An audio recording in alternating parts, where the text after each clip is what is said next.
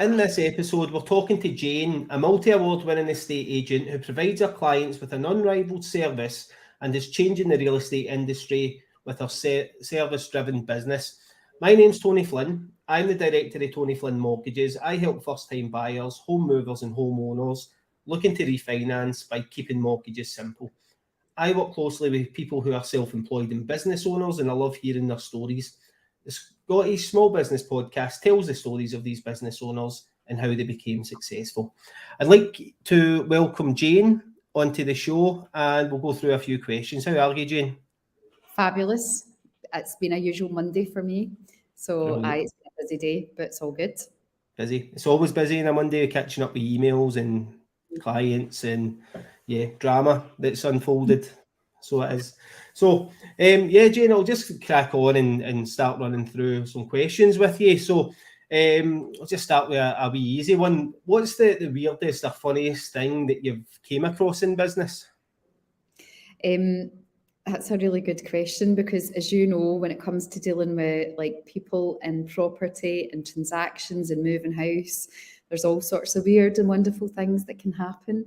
Yep. I don't know if it's the weirdest thing, but one of the things that I'm always surprised by is, well, I've been in some quite interesting properties, and one of them was it was a really sad story actually. It was a property where the family had lived in it for probably over 100 years, but it had almost fallen into disrepair for about 30 years. So there was probably 30 years worth of clutter, and I think the owner was a hoarder, and there was an extension in the back of the bungalow, and it had a tree growing out the extension. So it was a bit of a sad story, but they really, and it really brought down the value of the houses round about it. But the positive thing was that one of my clients actually purchased that property, brought it back to life, made it an absolutely stunning family home, rebuilt the extension, took the tree out the extension, and it then was sold to a lovely family who, are absolutely loving living there. So we come across like loads of weird and wonderful things, but there's always really, really good positive stories as well. Brilliant. Yeah, I would imagine that you would see quite a bit of that, and you're picking up quite dated and sometimes run down empty properties, and you're seeing them being turned around, and it must be great when you're selling them and then you're getting them back on the market 6 months or a year later and seeing how it's going. Yeah, well, that one was really interesting because I actually sourced that when I first started out in property. I sourced it to that client. Then I worked with that client closely. I actually became sort of part of their business and worked and helped along with the refurbishment. And then when I moved on to start my estate agency, I then took that property to the market and sold it as an estate agent. Brilliant. So I've seen it full circle, and that's a few times that's happened. And it is nice to see things coming back to life like that.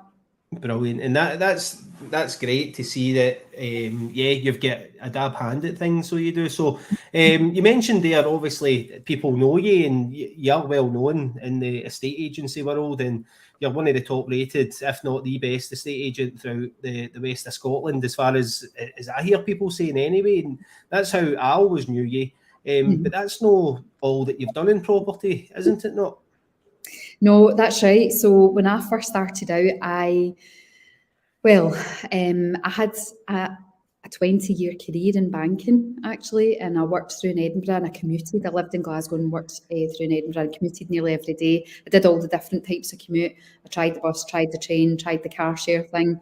And then in my late 30s, I know it's hard to believe, but in my late 30s, I was lucky enough to become a mother, and then and quite quickly I became a mother again. So my life really transformed from being like really very career focused in a corporate role to having different priorities, and things really shifted for me. And I thought, and my partner was self-employed as well, and he worked away from home. And you know what it's like when you have kids, your whole life and perspective changes. So I didn't want to continue, trading my time for money, creating Tesco Bank shared holder value. Not that there's anything wrong with that. I loved my job and I've got loads of friends from that time.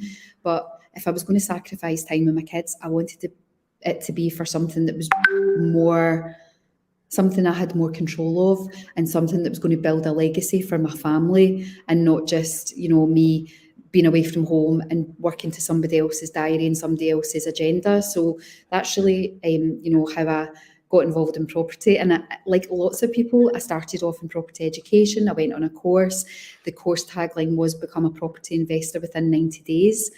And a full-time property investor, and I actually did that. I'm not one to do things by halves, and like I kind of throw myself into things. So really, you know, we took on board all the training, all the learnings, and we actually did what not a lot of people managed actually, and created a property investment company. Before, there was loads of other people doing all that, and the market wasn't maybe quite so saturated, and yeah, we done that really successfully, and that's how I started my life in property, was as a property investor, property sourcer. Started off sourcing properties and passing them on for a fee, and then I sort of transitioned to doing the whole end-to-end project, sourcing, refurb, helping with the finance, managing the process, and then getting it back on the market and working with my estate agency partners at the time, because I wasn't an estate agent. And that's how I met Evelyn, who owns the KW Market Centre, and how I got into estate agency was my connection to her. Brilliant. So how did that go then? So how did that transition go from the investment side of things into the estate agency side of things? So I'm actually in the Keller Williams Market Centre as we speak, and I'm going to just close the door because there's a wee bit of just so we're not interrupted. So yeah, it's a bit of a, like everything, there's a lot of what's the word? I'm not going to think of the word, but it's like, you know, when things happen, the universe just sort of conspires, and you meet people, and there's a little bit of serendipity in the things that happen and the connections you make. So, as you know, when I first started off in business, I found myself in a networking group called BNI, and that was how I built my network. So I was told your network is your net worth, and I didn't have a network. So thankfully, I found myself in this really powerful group of businesses that teach you how to network effectively and how to find business through your network. So I got educated in that way, and then I found a connection. It's funny, actually, I was telling somebody else about it today. I met one of the directors of one of the other regions of our network at a conference in Dublin, and I was a property investor, sourcer, and he said, "Oh, Jane, we've got this new estate agent in our region. You really must meet her." And I'm thinking, you know, another estate agent. I was a buyer at the time, didn't have a massively high opinion of estate agents, and some of that was just warranted because there was a lot of not great estate agents, but there were some good ones too. And so anyway, I met this lady for a coffee. Her name was Evelyn Foster, and we struck up a friendship. We have very similar values. She became the estate agent that sold all my refurb projects, and she definitely did things very differently from your average high street estate agent. I'd had lots of experience. I'd seen the good, the bad and the ugly, and she was very different, markedly different. And I then started to think, okay, well, I've got these potential investor or potential leads coming to me that are looking to sell quickly, but not all of them can take the discount to make it a really good investment. But I still want to be able to offer them a solution and somebody that will look after them. So I was passing them to Evelyn, but then I was thinking, well, I should look at doing this for myself, because I'd started to see the difference was Keller Williams and the culture of Keller Williams. She was a KW agent at the time, and I thought, well, I could bring that into my business and look at becoming a KW agent in line with the property investment stuff, because it definitely is, you know, it lends itself well. At the time, it wasn't the right thing for me, but I always remembered how much I really loved the KW culture of service, integrity, all the things that really vibed with the way that I go about business and life. And that's why Evelyn and I got on so well as well. So long story short, it is a very long story and there's much more to it, but Evelyn was my friend, and we grew a friendship. And then when the time came that I was looking to do something again for myself, I'd kind of joined up with another business. So I was doing my investments and then joined up with a business that was run by my best client, who's still my best client today. But we worked really closely together. And then when the time came that I wanted to go back out on my own, I thought, well, it's Evelyn that I want to work with. And through, you know, a few different steps and quite a long story, we ended up starting really the Keller Williams Market Centre. Just she was the OP and I was the team leader at the time. There was only the two of us, and that was January of 2020. And the rest is history. Keller Williams has exploded since then, hasn't it? Yeah, so literally, right. So Evelyn had stepped away from Keller Williams and was doing her own thing, Smooth Move. So she had a couple of agents that had joined Keller Williams previously, and they were with her, and under the Smooth Move banner. So my vision was, I'm going to become a self-employed agent under Smooth Move.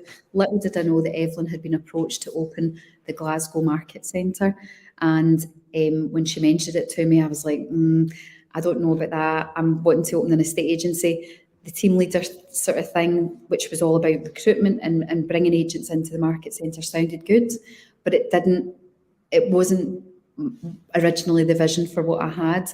But I went down to London, listened to Ben Taylor speaking about KW. My decision was made. If Evelyn was doing it, I was doing it with her.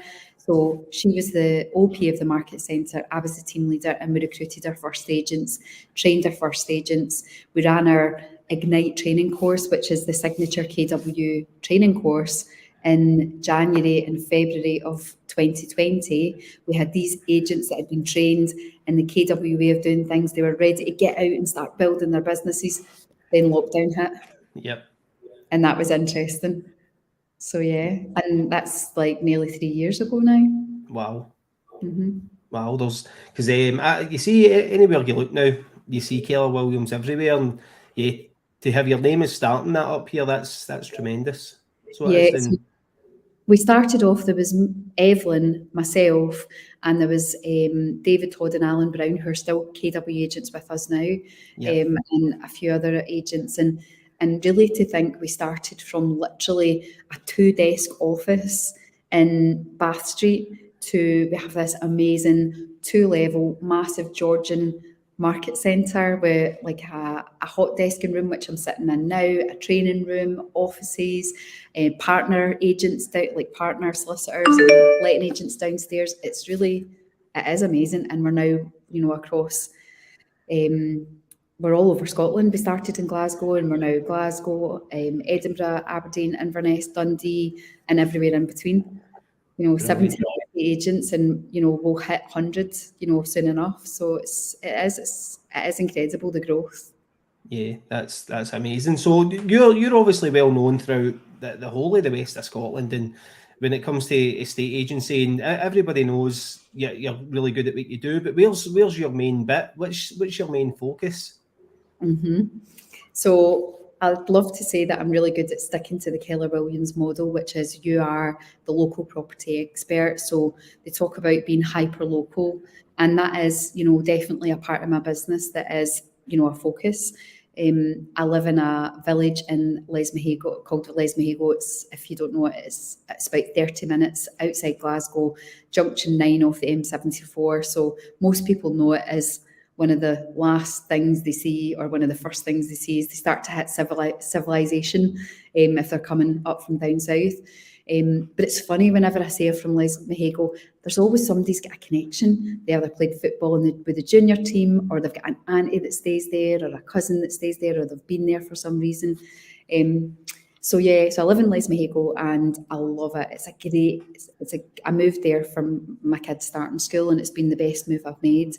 But because of my background in development and sourcing and property and networking and a bit of the speaking circuit and being part of business networking and really helping other people to grow their business, I've got a very wide ranging network, and I'm very lucky to get lots of recommendations and referrals from that network. So a lot of the time, if I can physically do that listing myself, I will do it. So I will take listings on that are maybe a little bit further out from what I would say is my core market, which is Lesmahago, Lanark, Lark, Hallstraven, Carluke. So I will do a lot in Glasgow, and also because I'm a Ouija born and bred, So there's bits of Glasgow that I just know inside out, like Springburn, Maryhill, you know, all the really salubrious areas, but I know them so well that if I was selling something there, I would want to sell it myself. But I'm really also lucky that I've got the pick of the litter in terms of the great agents that a lot of them I've recruited, or I've maybe introduced them to Keller Williams, and we've got really good relationships. So I work with them as well. So I get to work with the best Keller Williams agents on the ground and partner with them if it's something that I want to maybe get a bit extra resource on, or if I'm sort of busy. And it also helps them to grow their business in their local area if they can be seen to be more visible. So what's the point of me trying to grow my visibility in an area that's not my core market? So I've got the best of both worlds, and we don't have that geographical patch restriction, so I don't have to pass things on. But a lot of the time it's the right thing to do, and commercially it's the right thing to do. So we've got that real, best of both worlds. Brilliant. Yeah, it's great to have that, and I think that because that there are, and I've spoken to a few other Keller Williams agents, and they talk highly of you for that, because I think they know that if anything like that happens, that support's there. And there's a few people like that I've spoken to with a similar background for yours, coming from the investment side, the sourcing side, and it's, you need to talk to Jane, you need to talk to Jane, Tony, and it's always you that they're all talking to. But it's great that you're there, being able to mentor them and help them through it. That is the thing. I've had the absolute pleasure of quite a few agents giving them, not giving them their first listing, but working with them on their first listing, because I've gave them the lead and I've gave them the client, but they're my client, and it's really important to me that they're well looked after. Yeah. So as well as getting the chance to work on a listing and see everything in action, they are sort of coaching them through every single step of the way. And I get a buzz out of that. And now they're kind of flying the nest a bit, and they've got all their own stuff going on, and but they'll still maybe, come back and bounce things off me and just be like, can I run this by you? What would you do here? And I love that creative problem solving. Yeah. I'm kind of known to be the kind of queen of sales progression. So if you've got a difficult transaction that's getting tangled up amongst the solicitors, I love to get my sleeves rolled up and get in about it and kind of move it on and untangle it and get it moving again. Brilliant. And you've made loads of connections in that kind of market as well with solicitors, and because you've done it, everybody knows you. So I would imagine that if the solicitor picks up the phone and they hear it's a Jane Buchan on the phone, and it's not her client, they'll be panicking. So they will. I know. That's it. So anybody looking to break into the kind of industry, what advice would you give them? Yeah, advice. God, there's loads. I mean, there's so much. But the key thing is, what I would say is, if you're looking to break into the industry, really think about doing it for yourself as opposed to doing it as a job. Estate agency is amazing. It's a fantastically rewarding. It's such an honour to be able to work with people while they transition from one stage of their life to the next. But I'm under no illusion how massive that is. It's such a big responsibility, and it deserves to be handled by somebody who cares for a start, and you can't fake that. So if you need to have that feeling of actually caring about what happens to people. This is not about numbers, and it's certainly not about properties. It's about people. And it's about helping people to creatively problem solve, find solutions, find out and help them to work out what it is that they actually want. What do they want? And what is it they're trying to achieve? Because people don't wake up in the morning and go, I want to sell my house. Nobody does. They wake up and they think, or they have this niggling thing that they want something different from what they've got now. And it's my job to help them get that. And one of the steps in the way is selling their house for the best and maximum stress-free. So that's not always the approach that other models take. So I think really think about what model it is that you want to work with. Do you want to work with a model that really cares, that really puts the client first, that's built around agents having a really rewarding business and learning how to build a business? Or do you want to do you want to do it like for another, like I was doing, I suppose, creating shareholder value for a big corporate business that with the greatest of respect, it's not good or bad, it's just, is that the right model to be helping people with the biggest transition in their life, when it's not about the client really, realistically? That yes, the human beings on the ground, they want to do the best for their clients, and they want to do the best for their customers, but they're working within a model that's not built to deliver that, in my opinion. So it's just, think about the kind of estate agent that you want to be. I was speaking to somebody recently, and he's setting up a new estate agency himself, and that was the big conversation. He doesn't want to be an agent that just sticks things on Rightmove and then forget about them and move on to the next thing. And that really gives me great hope that that's what we need in our industry. But what I said to him is, well, in that case, if you want to be able to give that care and attention, you have to charge a fee that allows you to work with less clients. So therein lies the balance. And lots of people in estate agency just think that it's about cheaper fee, cut your fee to win business at all costs. And it can't be about that. It needs to be about people offering value. Yeah, we're on a service-based business as well, and I think that everything that you're saying there, I see it happening in the mortgage industry, where there's mortgage advisors and there's mortgage firms out there that are purely volume-based. And I was talking to a guy today, actually, from one of the banks who's transitioned from being a broker to now working in the kind of corporate world as one of the area managers. Mm-hmm. And that's what he found when he was working for one of the companies that he was working for. It was volume based, and it was all about, right, how many numbers that you get, and what's that? Sorry, I know who you're talking about. Right. Well, we can chat about it later on. But yeah, it was volume based, and when you start getting down into that kind of, right, let's get another one, let's get another one, let's get another one, let's increase our market share. Sometimes not always about that. Sometimes about that. Mm-hmm. Yeah, because if the big thing for me, and I work different as a broker as well, is where, see, if one of my clients need to talk to me, they pick up the phone, whether it's 8 o'clock at night, Saturdays, Sundays, whenever it is, you pick up the phone or you text me, and if I'm free, I'll phone you back. Like if I'm in Tesco or wherever, and I can really relate to that service base, because I think that right now in this kind of industry, it's the main thing. Because I've known that. Sorry, on you go.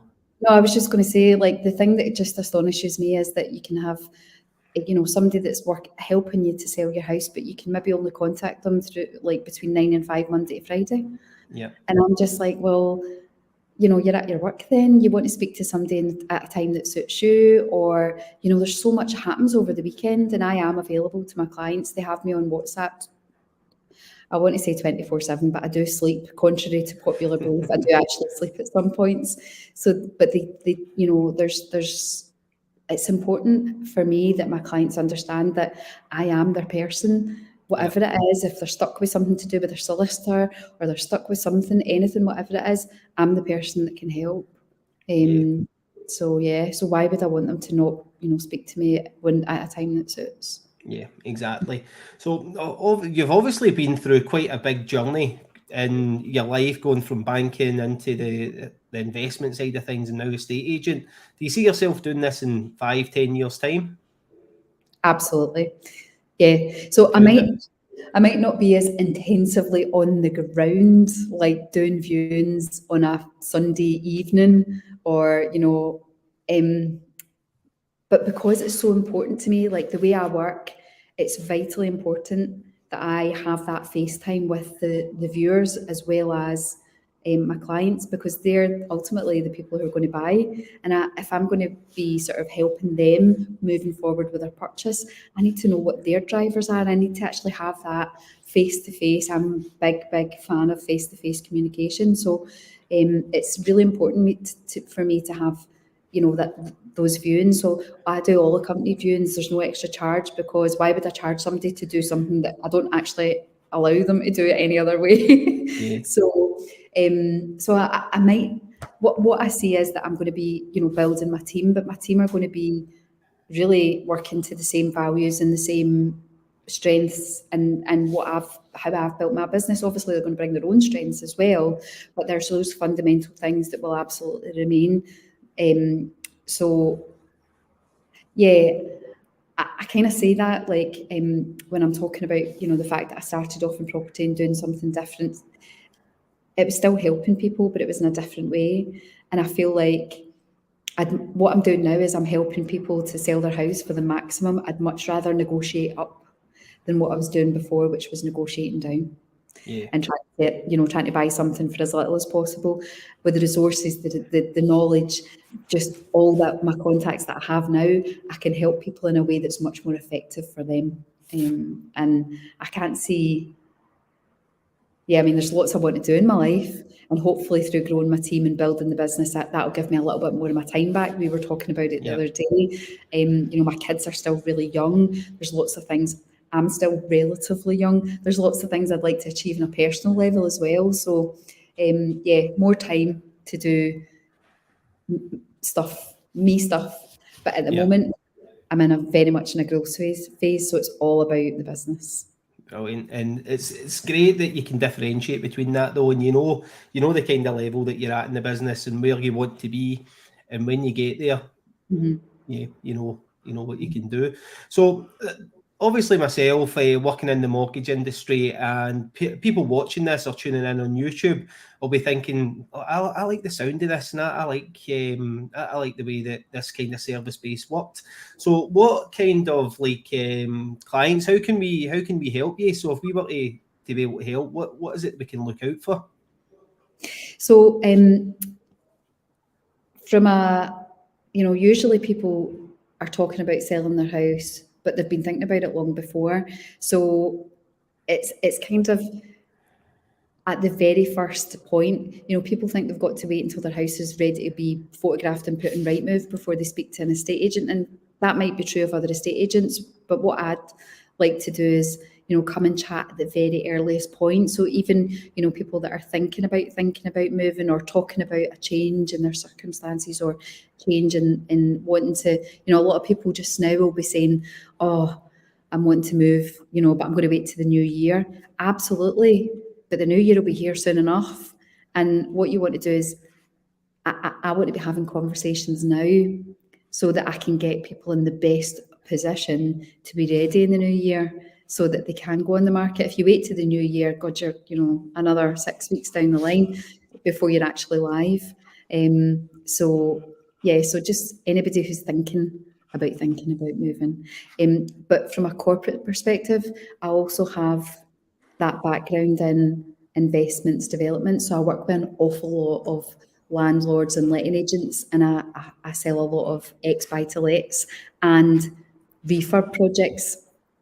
So anybody that's got buy-to-lets, so letting agents are great introductions for me, and also property developers who are bringing properties to the market. You know, a lot of them want to speak to estate agents for deals, and I always say I'm not your person for deals, but I'm definitely your person when you're ready to put that deal on the market and sell it for the maximum. Brilliant. So if people are tuning in, so obviously that people will know what it is that you're looking for, but where can they find you? Where can they find me? So obviously I'm pretty prolific on social media. Somebody else that I was talking to earlier said, God, you're just, what is it what would you say was your main thing about social media? For me, social media is about people remembering who I am and being visible and being top of mind, so that, you know, as soon as they have any kind of property question, that it's myself that comes to mind. So you'll get me on Facebook, Instagram, LinkedIn. If you've got my number, you can definitely WhatsApp me. I'm queen of WhatsApp. I love a good WhatsApp chat. I'm not always the best on email because, but WhatsApp, I'm pretty much on there most of the day. And as you know, you'll always find me at my BNI meeting at 6:45 on a Friday morning. So if anybody is in business and wants to visit, then that's definitely where you'll find me as well. It's funny that you mentioned earlier about BNI and you mentioned about stars aligning, and like I had knew who you were, but we'd never crossed paths until you picked up the phone or it was a Facebook message, I think. You've sent me a message to tell me about the BNI. And at the time, it didn't suit me. I'm like, look, timing wise, I can't do this. But see, as soon as, like, I remember that conversation, and as soon as it was the right time, I picked up the phone or a message or something like that, and it just worked. And it did, everything just aligned. So from you having that initial planting that seed, that conversation with me, and when I actually needed it, it ended up being there, which is great. And I've had a great time in BNI, which has been brilliant. You're right about the stars aligning, because it's so unusual for a mortgage broker seat to be free. So it just so happened at the time when you spoke to me that there was a seat potentially, as you know, and we kind of had that, oh, not yet, not quite, but maybe. And then when it was the right time, and it's definitely been the right time, as you know, like our particular group has going through that real, like, transition into a growth phase, and it's like since you joined, and we've got Matthew and some of the other guys that have joined, it's just, and we've had some changes in our venue. I see us going, growing really quickly now. Yeah, it's been really good. So before we wrap up, is there anything else that you want to say, or anything else that you want to talk about? I think I've already covered the timing thing, that thing of don't wait until you think you're ready. Actually let me help you get ready, because there's much, much more value that I'm not going to say estate agent, property consultant can bring to the table. And the other thing is about, there's two things that estate agents that generally people think about when it comes to choosing an estate agent. How much are they going to sell my house for, and how much is it going to cost me? And in life, especially if, at the moment with the cost of living crisis, we can have that tendency to think that we want to go for the cheaper option. I'm definitely not the cheaper option, or am I? Because the cheapest option really is the one that leaves you with most money in your pocket at the end of the day. So I just urge anybody who's thinking about selling their house to really think about, what it is that's important to them in that sale. Yes, we all want to get the most money, but there's lots more to a successful sale. And that's where sort of, whether it's me or whether it's another KW agent, really think about what experience it is that you're looking for and what's important to you. And realistically, those two things are not really the thing that's going to give you the best result. It's excellent marketing. It's, having that person that's going to hold your hand from start to finish. It's somebody that's really going to care and not treat you like we were speaking about, like a number. You're dealing with the owner of the business as well. That is the difference. I only get paid when I have a great result for my client. So, and I'm pretty tenacious as it is. So, yeah. Brilliant. Well, thanks very much for coming on. It's been great having you. And I'm sure that anybody tuning in at home and on the podcast will be saying the same. But yeah, thanks very much, Jane. Thanks a lot, Tony. Thanks for having me on. Cheers.